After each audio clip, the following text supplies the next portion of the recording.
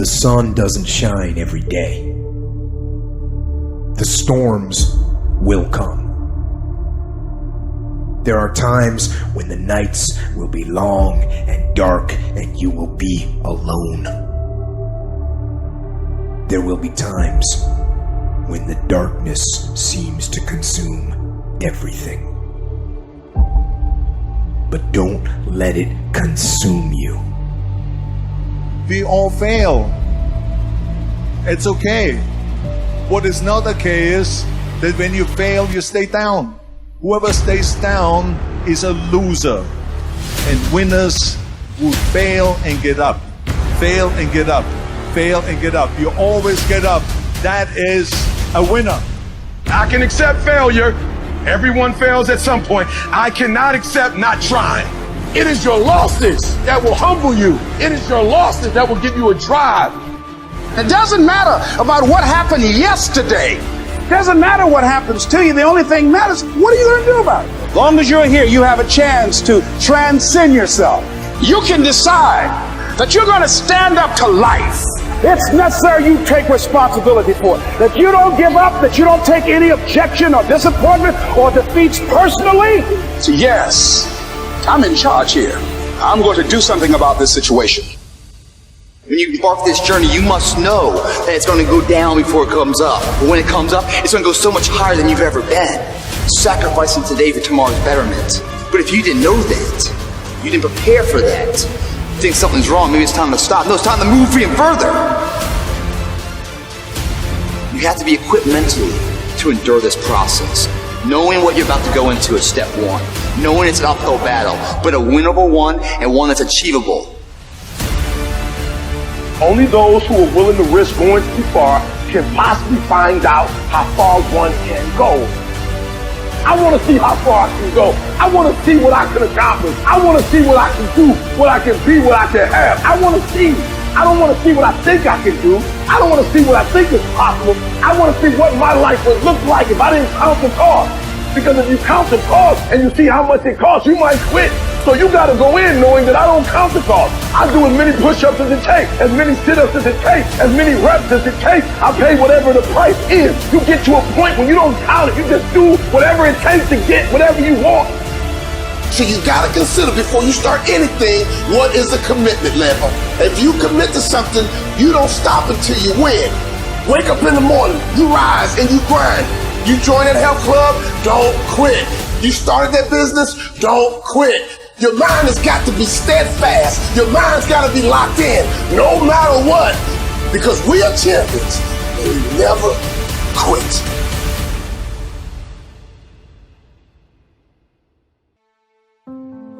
The official definition of self-discipline is the ability to control one's feelings and overcome one's weaknesses. Also, it's the ability to pursue what one thinks is right, despite temptations to abandon it. See, the problem with you is you rarely exercise your self-discipline muscle. You just go with the flow, no backbone whatsoever. And that's perfectly fine until you start whining and complaining about your lack of success. Whining and complaining about your lack of progress. Whining and complaining that you're not gaining any momentum and you can't seem to get ahead in life. You're wasting a bunch of percentage here. We have 80 more percent that we're not tapping into because in this other 80% is suffering, pain, failure, self-doubt, darkness, and then a whole bunch of light. But to get to this light, we got to go through all of this. So a lot of us know that.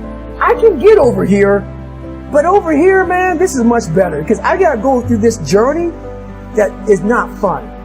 This from 20 to 100%, this shit in between is not fun. So we decided to live over here. So everybody goes, how do you do that? You know exactly how to do it. You know exactly. It's not a magic trick. There's nothing I talk about that's a magic trick.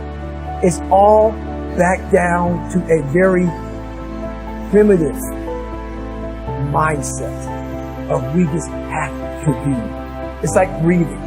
Breathing becomes normal. Like, we don't know that we're doing. That's how you have to live your life.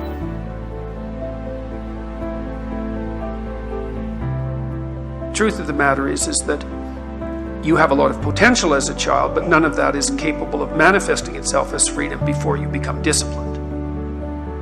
And discipline is a matter of the imposition of order, and the order is necessary, especially for people who are hopeless and nihilistic. And what does it mean? Well, it doesn't mean, geez, I hate getting up at 8 o'clock in the morning to get ready for work. That just means that you're not very disciplined, or maybe that it might mean something deeper. But I'd start with lack of discipline before, rearranging your whole life. Because you might say, well, I hate getting up at 8 o'clock in the morning no matter what I'm doing, and then it's not your job. I don't mean don't do difficult things. I mean, watch yourself, and if you see that you're doing things that make you hate yourself, then consider the cost of continuing. If something's valuable, you'll make sacrifices to attain it. And that discovery of sacrifice, I think that's what separates it's one of the primary factors separating human beings from animals. Because we discovered that we could let go of something we value in the present, and we would gain something we value even more in the future. When that alarm clock goes off at 4 or 5 in the morning, your mind says no. You just say, it's just what we do. It's what we do now. Because to get to where you want to go, the amount of pain involved, I'm not saying physical, I'm not saying you got to break yourself off. The amount of mental pain of how many times you're going to have to do something that you don't want to do to get to where you want to go.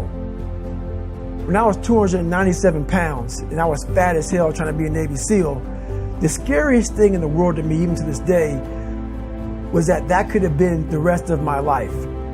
I thought then I was trying hard. That's the scariest thing in the world. I thought then, 297 pound, working for Ecolab, spraying for cockroaches, making $1,000 a month. I thought that was me at my 100% potential. Come to find out, a few years later, I wasn't anywhere near that. 106 pounds less, graduated Navy SEAL training, went on to do all these other things. Looking back on that was me trying hard. That's why people got to understand what is in us. We have no idea until we start trying hard. And I mean really trying hard, when you're obsessed with, hey, this is my new norm. My new norm is that, wow, this isn't always fun. It's not always meant to be fun. And that's when you know you're trying hard. As C.S. Lewis said, hardships often prepare ordinary people for an extraordinary destiny. People look at their past to decide who they are. People look at their past to decide who they can be. But the problem is, oftentimes, people mistake difficulties, suffering, pain for being bad, being less than, being broken, and it erodes their sense of self-esteem. It erodes their sense of self-worth. But nothing could be more opposite from the truth, because in reality, no matter what you've gone through, no matter how hard it was, all of it was shaping you into the person that you can become. The hardships, the difficulties, the pain, the suffering, all of that makes you tougher. It is literally in the difficulties that you begin to find just how much you're capable of. It's in the suffering that you find out how resilient you are. It's in the pain that you can rise up and get tough. And all of that is going to serve you as you move forward, but you have to know how to frame it. You have to know how to think about it. You have to know that whatever you've been through, that all of it is an opportunity to learn. All of it is an opportunity to grow. All of it is an opportunity to get better, but you have to use it to shape yourself. You have to lean into it. You have to know that the pain and the suffering, all of it is serving you. But if you're telling yourself a story that diminishes you, if you're telling yourself a story that bad things have happened to me, or I've done bad things, and that makes me a bad person, then none of it is going to help you. And you're always going to move backwards. And it's going to be this stress and this pressure that's pushing you backwards. Instead, if you could put it behind you, instead it pushes you forward. It propels you to be more.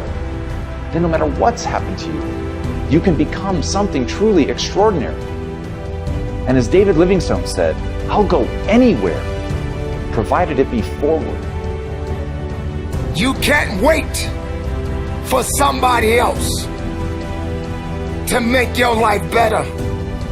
You got to make your life better. You got to focus on you. Now, I'm not saying forget the rest of the people, but I'm telling you to get rid of the things that are not making you strong, that are not making you better, that are not making you efficient, that's not putting you in a better place, that's not giving you the strength that you need to keep living the life that you have been given. Don't you give up on life, because once your life is over, you can't come back. Leave your mark. Help someone. Lift someone up when they're down. Be the strength for others when they're weak. And maybe when you're at the weakest point in your life, someone will lift you up. Because we all struggle.